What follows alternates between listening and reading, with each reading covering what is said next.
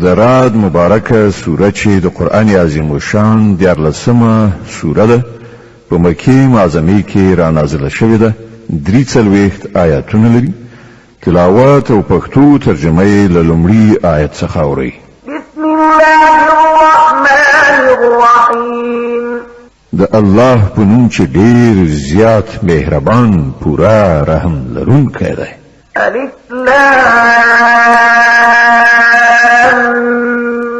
میم را تلك آيات الكتاب والذي أنزل إليك من ربك الحق ولكن أكثر الناس لا يؤمنون الف لام میم را دغه د الهي کتاب آیاتونه دي او چې ستا د رب له لوري پر تا باندې نازل کړي شوي دي هغه ذاتاً حق دي خو ستا د قوم زیاتره خلک یې نه مني الله الذي رفع السماوات بغير عمد ترونها ثم استوى على العرش وسخر الشمس والقمر كل يجري لأجل مسمى يدبر الأمر يفصل الآيات لعلكم بلقاء ربكم توقنون مغه الله دی چې هغه آسمانونه لستنو پرته همداسې درولي دي چې تاسو په خپل ګوري به هغه د خپل سلطنت پر تخت باندې ځلاند شو او هغه لمر او سپوږمۍ دی او قانون تابع ګرځولي د دې ټول نظام هر شی تر یو ټاکلي وخت پورې چلی او همغه الله د دې ټول کار تدبیر کوي هغه نښانې په ډاګه څرګنده بیانوي ښایي چې تاسو له خپل رب سره په یو ځای کېدو باور وکړئ وهو الذي مد الأرض وجعل فيها رواسي وأنهارا ومن كل الثمرات جعل فيها زوجين اثنين يغشي الليل النهار إن في ذلك لآيات لقوم يتفكرون او همغه د چې داز مکه غوړولې ده په دې کې د غرونو میخونه ټک وهلي دي او سیندونه یې بهولي دي همغه د هر راز میوه جوړې پیدا کړې دي او همغه په ورځ باندې شپه خوروي په دې ټولو شیانو کې د هغو خلکو لپاره سترې نښانې دي چې له غور او فکر کولو څخه کار اخلي وفي الأرض قطع متجاورات وجنات من أعناب وزرع ونخيل صنوان وغير صنوان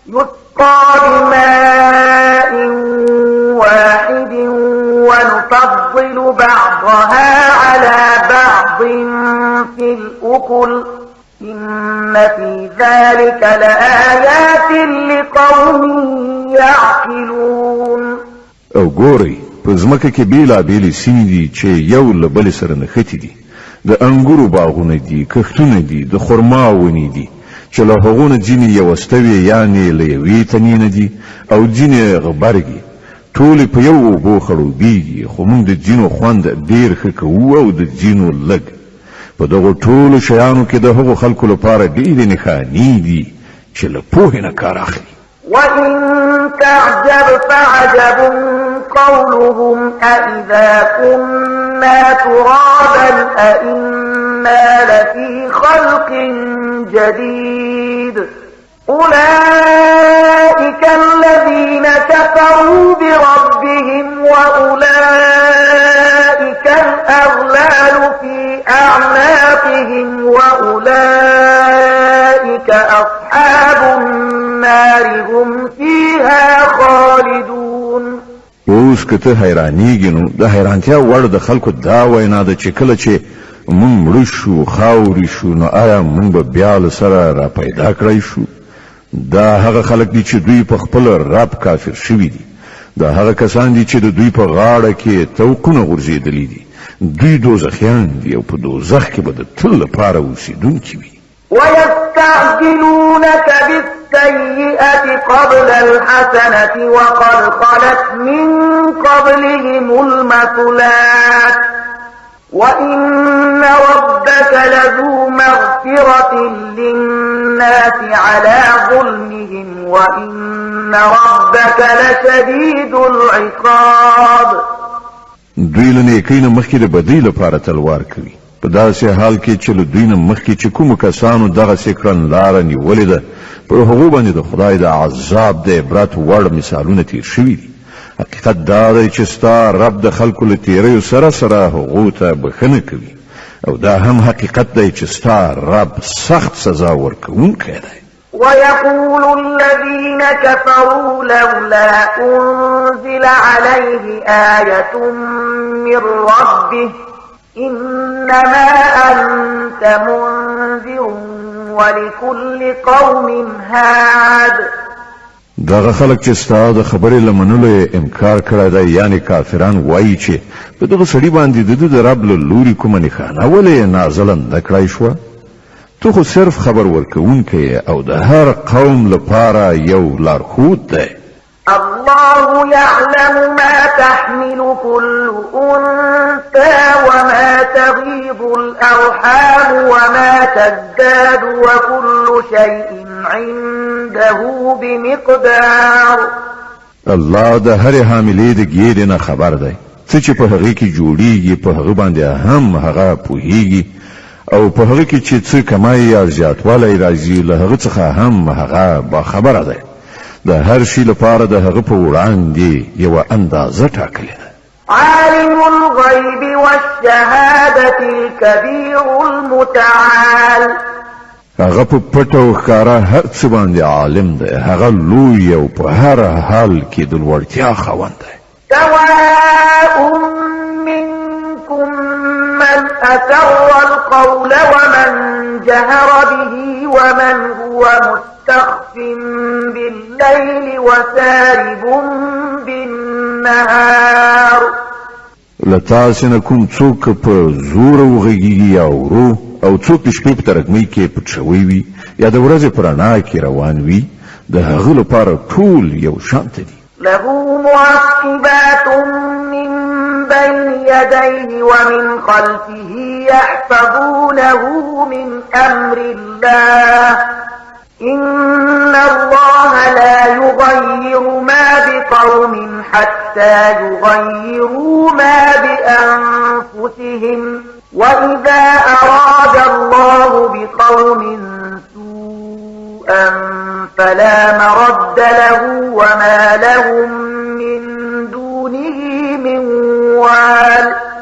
د هر چا وړاندې وروسته ټاکل شوي څارونکي دي چې د الله په حکم سره د هغه څارنه ساتنه کوي. حقیقت دا دی چې الله د هیڅ قوم حالت نه بدلوي تر څو پورې چې هغوی خپل اوصاف نه وي بدل کړي. او کله چې الله کوم قوم ته د سزا ورکولو فیصله وکړي نو د هغې مخنیوی د هیڅ چا په وسیله نشي کېدی. نه څوک د الله په مقابل کې د دغسې قوم ملاتړ او ساتندوی ګرځېدلی شي. هو الذي يريكم البرق خوفا وطمعا وينشئ السحاب الثقال. همغه ذات دی چې تاسې ته برېښنا ځلوي چې د هغې په لیدلو سره هم اندېښمن کیږئ او هم هیلهمند کیږئ. همغه ذات دی چې له اوبو نه ډکه وریځ راپورته کوي. ويسبح الرعد بحمده والملائكة من خيفته ويرسل الصواعق فيصيب بها من يشاء وهم يجادلون في الله وهو شديد المحال. د ورځې کړه سهار د هغه له ثنا سره د هغه پاکي بیانوي او پرښتې د هغه له هیبت نه په لړزېدو د هغه تسبیح وایي. هغه کرسیدونکې برېښناوي لیږي او په چا باندې چې خوښه شي هغه په همغه حالت کې راغورځوي چې کله خلک د خدای په باب په شخړه اخته کیږي. په واقع کې د هغه تدبیر ډیر قوي دی. له دعوة الحق والذين يدعون من دونه لا يستجيبون لهم بشيء إلا كباسط كفيه إلى الماء ليبلغ فاه وما هو ببالغه وما دعاء الكافرين إلا في ضلال. مغته بلنه ورکول حق دي.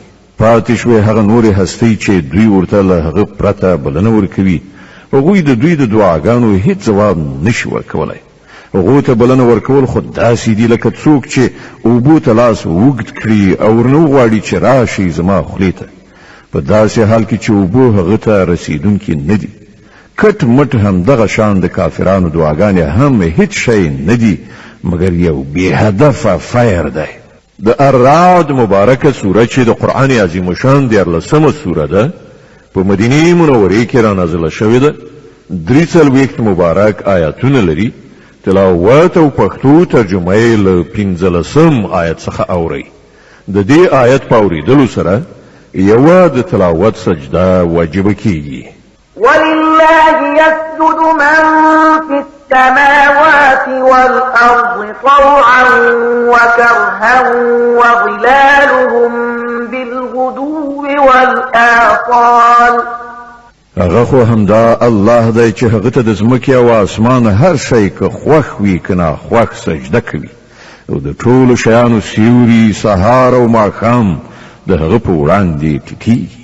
قل من رب السماوات والأرض قل الله قل أفاتخذتم من دونه أولياء لا يملكون لأنفسهم نفعا ولا ضرا قل هل يستوي الأعمى والبصير أم هل تستوي الظلمات والنور أم جعلوا لله شركاء خلقوا كخلقه فتشابه الخلق عليهم قل الله خالق كل شيء وهو الواحد القهار. لدوی نه پوښتنه وکړه د اسمانونو او ځمکې رب څوک دی؟ ووایه الله. بیا دوی ته ووایه چې کله چې حقیقت دا دی نو آیا تاسو له هغه پرته داسې معبودان خپل کار جوړونکي انګیرلي چې په خپله د خپل ځان لپاره هم د څه ګټې او زیان واک نه لري؟ ووایه آیا ړوند او سترګور یعنی بینا سره برابریږي؟ آیا رڼا او تیاره یو شان وي؟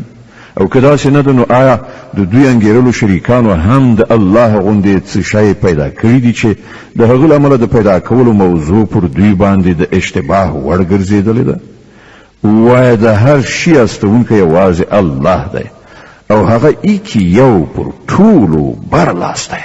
أنزل من السماء ماء فسالت أودية بقدرها فاحتمل السيل زبدا رابيا ومما يوقدون عليه في النار ابتغاء حلية أو متاع زبد مثله كذلك يضرب الله الحق والباطل فأما الزبد فيذهب جفاء وأما ما ينفع الناس فيمكث في الأرض كذلك يضرب الله الأمثال. الله له اسمانه اوبو ورولې او هر لښتي ویالې د خپل ظرفیت په تناسب را واخیستې وبهېدل. بیا کله چې سیلاب را پورته شو نو په مخ باندې ځګ هم راغی او همداسې ځګ پر هغو معدني جواهرو باندې هم را پورته کیږي چې خلک هغه د ګاڼې لوښو او نورو شیانو جوړولو لپاره ویلې کوي. په همدې مثال سره الله د حق او باطل موضوع روښانوي. کوم چې ځګ دی هغه بې ګټې له منځه ځي او کوم شی چې د انسانانو لپاره ګټور دی هغه په ځمکه کې پاتې کیږي. په دې ډول الله په مثالونو سره د خپلې خبرې ښوونه کوي. للذين استجابوا لربهم الحسنى والذين لم يستجيبوا له لو أن لهم ما في الأرض جميعا ومثله معه لافتدوا به أولئك لهم سوء الحساب ومأواهم جهنم وبئس المهاد. کوم کسانو چې د خپل رب بلنه ومنله د هغو لپاره ښېګڼه او چا چې هغه ونه منله هغوی که د ځمکې د ټولې شتمنۍ مالکان هم وي او همدومره نور ورسره کړي نو هغوی به د خدای له نیونې څخه د ځان ژغورلو لپاره د فدیې په ډول د هغې ټولې ورکړې ته چمتو شي. دا هغه کسان دي چې په بده توګه به حساب ورڅخه واخیستل شي او د هغو استوګنځی دوزخ دی، ډېر بد استوګنځی. أفمن يعلم أنما أنزل إليك من ربك الحق كمن هو أعمى إنما يتذكر أولو الألباب. خانو دا څنګه کېدای شي چې هغه څوک چې ستا د رب دغه کتاب چې هغه پر تا باندې نازل کړی دی حق پیژني او هغه څوک چې د دې حقیقت له پلوه ړوند دی دواړه یو شان شي. نصیحت خو هوښیاران خلک مني. الذين يوفون بعهد الله ولا ينقضون الميثاق والذين يصلون ما أمر الله به أن يوصل ويخشون ربهم ويخافون سوء الحساب. او د هغو کړن لاره داوي چې له الله سره خپل ژمنه پوره کوي هغه له تړون وروسته نه ماتوي. د هغو چلند داوي چې الله چې د کومو اړیکو ټینګولو حکم کړی دی هغه ټینګوي، له خپل رب نه ویریږي او د دې خبرې په اندېښنه کې وي چې نه چې چیرته له هغو څخه بد حساب واخیستل شي.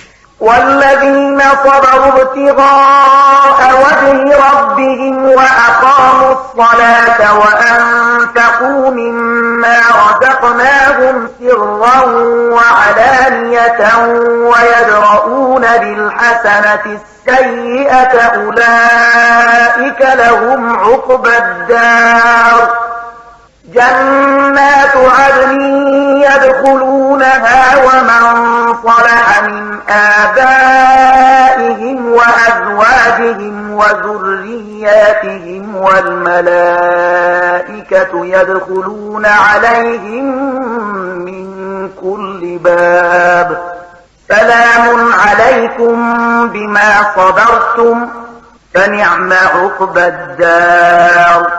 د هغو دا حال وی چې د خپل رب د رضا لپاره له زغم نه کار اخلي، لمونځ قایموي، زمونږ له ورکړې روزۍ نه په پټه او ښکاره لګښت کوي او د بدۍ مخنیوی په نیکۍ سره کوي.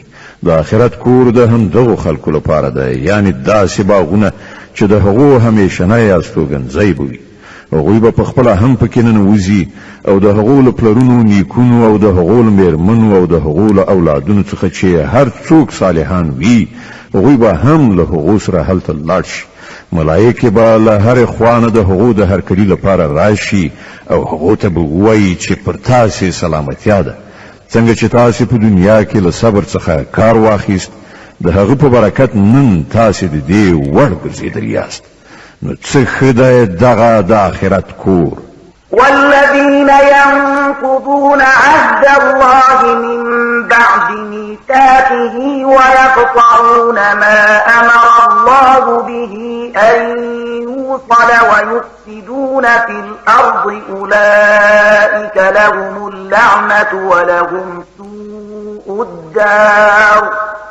پاتې شول هغه خلک چې د الله ژمنه له کلک تړون وروسته ماتوي او هغه اړیکې غوڅوي چې الله د هغو د پیوندولو حکم کړی دی او په ځمکه کې فساد خوروي. هغوی د لعنت وړ دي او د هغو لپاره په آخرت کې ډیر بد استوګنځی دی. الله يبسط الرزق لمن يشاء ويقدر وفرحوا بالحياة الدنيا وما الحياة الدنيا في الآخرة إلا متاع. چاته چې د الله خوښه شي پراخه روزي وربخي او چاته چې خوښه شي لنډه تنګه روزي ورکوي. دا خلک په دنیوي ژوندانه کې خوشاله دي، په داسې حال کې چې د آخرت په مقابل کې د دنیا ژوند له ناچیزه متانه پرته نور هیڅ نه دی. ويقول الذين كفروا لولا أنزل عليه آية من ربه قل إن الله يضل من يشاء ويهدي إليه من أناب. دغه کسان چې د محمدي رسالت له منلو نه انکار کړی دی وایي پر دغه سړي باندې د رب له لوري کومه نښانه ولې نازله نشوه. ووایه د الله چې چاته خوښه شي ګمراه کوي او هغه خپل لوري ته د ورتګ لاره همغه چاته ښیي چې هغه لوري ته وروګرځي. الذين آمنوا وتطمئن قلوبهم بذكر الله ألا بذكر الله تطمئن القلوب. همدغسې خلک دي هغه کسان چې هغو د دې پیغمبر بلنه منلې ده او د هغو زړونو ته د الله په یاد سره ډاډینه ور په برخه کیږي. خبردار اوسئ همدغه د الله یاد هغه شی دی چې په هغه سره زړونو ته ډاډینه ور په برخه کیږي.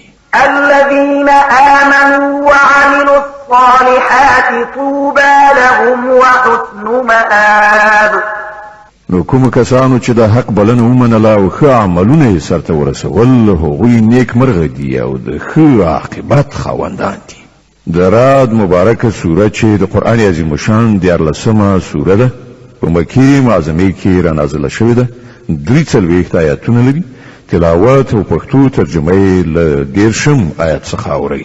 كذلك أرسلناك في أمة قد خلت من قبلها لتتلو عليهم الذي أوحينا إليك وهم يكفرون بالرحمن قل هو ربي لا إله إلا هو عليه توكلت وإليه متاب.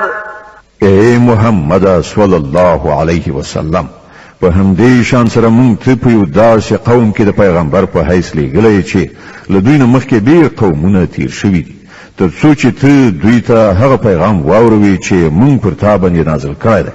په داسې حال کې چې دوی په خپل مهربان خدای باندې کافران شوي دي. دوی ته ووایه چې هماغه ذات زما رب دی له هغه پرته بل هیڅ معبود نشته. پر همغه باندې ما توکل کړی دی او هماغه زما د ورګرځېدو مرجع ده. ولو أن قرآنا سيرت به الجبال أو قطعت به الأرض أو كلم به الموتى بل لله الأمر جميعا أفلم ييأس الذين آمنوا أن لو يشاء الله لهدى الناس جميعا ولا يزال الذين كفروا تصيبهم بما صنعوا قارعة أو تحل قريبا من دارهم حتى يأتي وعد الله إن الله لا يخلف الميعاد. او څه به شوي وو که کوم داسې قرآن نازل کړی شوی وای چې د هغه په زور سره غرونه خوځېدلي وای یا ځمکه څیرې شوې وای یا مړي له قبرو څخه راوتلي غږېدلي وای. د دغه ډول معجزو ښودل څه ګران نه دي بلکې ټوله واکمني یوازې د الله په لاس کې ده. نو آیا مؤمنان تر اوسه پورې د کافرانو د غوښتنې په ځواب کې د کومې معجزې راتګ ته په تمن ناست دي او په دې پوهېدلو سره ناامید شوي نه دي چې که الله غوښتي وای نو ټولو انسانانو ته به یې هدایت کړی و. کوم کسانو چې له خدای سره د کفر چلند غوره کړی دی پر هغو باندې د هغو د کړو وړو له امله یو نه یو آفت را پرېوتی دی یا د هغو کورو ته نږدې چیرته نازلېږي. دا لړۍ به تر هغه پورې روانه وي چې پر هغو باندې د الله وعده ترسره شي. دا باوري ده چې الله له خپلې وعدې نه مخالفت نه کوي. ولقد استهزئ برسل من قبلك فأمليت للذين كفروا ثم أخذتهم فكيف كان عقاب. لتان مخکې هم په ډیرو پیغمبرانو ملنډې وهل شوي دي خو ما تل منکرانو ته مهلت ورکړی دی او په پای کې مې هغوی نیولي دي. نو وګوره چې زما سزا څومره سخته وه. أفمن هو قائم على كل نفس بما كسبت وجعلوا لله شركاء قل سموهم أم تنبئونه بما لا يعلم في الأرض أم بظاهر من القول بل زين للذين كفروا مكرهم وصدوا عن السبيل ومن يضلل الله فما له من هاد. نو آیا هغه ذات چې د هر تنفس کوونکی ګټلې یعنی هغه څه چې کړي دي تر نظر لاندې دي د هغه په مقابل کې دا سپینسترګي کیږي چې خلکو له هغه سره شریکان نیولي دي؟ ای پیغمبره دوی ته ووایه که هغوی په رښتیا سره د خدای خپل ټاکلي برخوال وي نو تاسې نومونه واخلئ چې هغوی څوک دي. تاسې الله په یوې داسې نوې خبرې خبروئ چې هغه ترې په خپله ځمکه کې ناخبره دی یا څه چې ستاسې په خوله راځي هغه وایي؟ حقیقت دا دی چې کوم خلکو چې د حق د بلنې له منلو څخه انکار کړی دی د هغو لپاره د هغو مکرونه ښایسته کړی شوي دي او هغوی له سمې لارې څخه منع کړی شوي دي او څوک چې الله په ګمراهۍ کې وغورځوي هغه ته هیڅ لارښوونکی نشته. لهم عذاب في الحياة الدنيا ولعذاب الآخرة أشق وما لهم من الله من واق. دغه خلکو لپاره د دنیا په ژوندانه کې عذاب دی او د آخرت عذاب له هغه نه هم ډیر سخت دی. هیڅوک داسې نشته چې له خدای نه د هغو ژغورونکی وي. مثل الجنة التي وعد المتقون تجري من تحتها الأنهار أكلها دائم وظلها تلك عقبى الذين اتقوا وعقبى الكافرين النار. لو خدای نه د ویریدونکو انسانانو لپاره چې د کوم جنت وعده شوې ده د هغه شان دا دی چې تر هغه لاندې ویالې بهیږي د هغه میوې نه ختمېدونکي دي او د هغه سیوری همیشنی دی. دا د متقیانو عاقبت دی او د حق د منکرانو عاقبت دا دی چې د هغو لپاره د دوزخ اور دی. والذين آتيناهم الكتاب يفرحون بما أنزل إليك ومن الأحزاب من ينكر بعضه قل إنما أمرت أن أعبد الله ولا أشرك به إليه أدعو وإليه مآب. ای پیغمبره کوم خلکو ته چې مونږ مخکې کتاب ورکړی وو هغوی له دې کتاب نه چې مونږ پر تا نازل کړی دی خوشحاله دي او په بېلابېلو ډلو کې ځینې خلک داسې هم شته چې د دوی ځینې خبرې نه مني. ته په ډاګه ووایه چې ما ته خو یوازې د الله د بندګۍ حکم راکړل شوی دی او له دې نه منع کړی شوی یم چې څوک د هغه شریک وانګېرم. له دې کبله زه د همغه لوري ته بلنه ورکوم او د همغه خوا ته زما ورګرځېدل دي. وكذلك أنزلناه حكما عربيا ولئن اتبعت أهواءهم بعدما جاءك من العلم ما لك من الله من ولي ولا واق. له همدې لارښوونې سره مونږ دغه د فرمان په توګه په عربي ژبه پر تا باندې نازل کړی دی. اوس که تا د دې علم سره سره چې تا ته راغلی دی د خلکو د غوښتنو پیروي وکړه نو د الله په مقابل کې نه څوک ستا ملاتړ او مرستندوی دی او نه څوک د هغه له نیونې څخه تا ژغورلی شي. ولقد أرسلنا رسلا من قبلك وجعلنا لهم أزواجا وذرية وما كان لرسول أن يأتي بآية إلا بإذن الله لكل أجل كتاب. لتان مخکې هم مونږ ډیر پیغمبران لیږلي دي او مونږ هغوی د میرمنو او اولادونو خاوندان ګرځولي وو او د هیڅ یو پیغمبر هم د دې وس واک نه و چې بې د الله له اذن څخه په خپله یې کومه نښانه راوړې ښودلې وای. د هر وخت لپاره یو کتاب دی. يمحو الله ما يشاء ويثبت وعنده أم الكتاب. د الله چې څه ته خوښه شي له منځه یې وړي او څه ته چې خوښه شي برقراروي ام الكتاب له همغه سره دی. وَإِمَّا نُرِيَنَّكَ بَعْضَ الَّذِي نَعِدُهُمْ أَوْ نَتَوَفَّيَنَّكَ فَإِنَّمَا عَلَيْكَ الْبَلَاغُ وَعَلَيْنَا الْحِسَابُ. او ای پیغمبر صلی الله علیه وسلم د کوم شوم عاقبت اختار چې موږ د خلکو ته ورکو د هغه کومه برخه کوم ستا په ژوندانه کې وروخیو یا د هغه لمن ستاره تګ نه مخکې موږ ته وفات کړو. په هر حال ستا وظیفه یوازې پیغام رسول دي او د اعمالو حساب اخیستل زموږ کار دی. أَوَلَمْ يَرَوْا أَنَّا نَأْتِي الْأَرْضَ نَنقُصُهَا مِنْ أَطْرَافِهَا وَاللَّهُ يَحْكُمُ لَا مُعَقِّبَ لِحُكْمِهِ وَهُوَ سَرِيعُ الْحِسَابِ. ایا دغه خلک نګوري چې موږ په دغه سیمه را روان یو او د هغې دایره له هرې خوا راتنګو؟ الله حکومت کوي، هیڅوک د هغه په فیصلو باندې تجدید نظر کوونکی نشته او د هغه په حساب اخیستلو کې څه ځنډ نه راځي.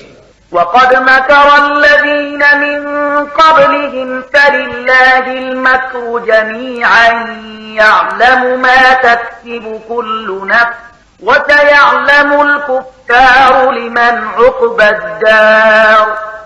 نو دوی نه مخکې چې کوم خلک تیر شوي دي هغوی هم غټ غټ چلونه چلولی دي، خو اصلي فیصله کوونکی چل په ټوله معنا یوازې د الله په لاس کې دی. هغه پوهیږي چې څوک څه ګټي او دغه د حق منکران به ډیر ژر وګوري چې عاقبت د چا په ګټه تمامي. وَيَقُولُ الَّذِينَ كَفَرُوا لَسْتَ مُرْسَلًا قُلْ كَفَى بِاللَّهِ شَهِيدًا بَيْنِي وَبَيْنَكُمْ وَمَنْ عِندَهُ عِلْمُ الْكِتَابِ. دغه منکران وایي چې ته د خدای لیږل شوی نه یې، ووایه زما او ستاسې په منځ کې د الله شاهدي کافي ده، ورپسې د هر هغه چا شاهدي ده چې د آسماني کتاب علم ولري.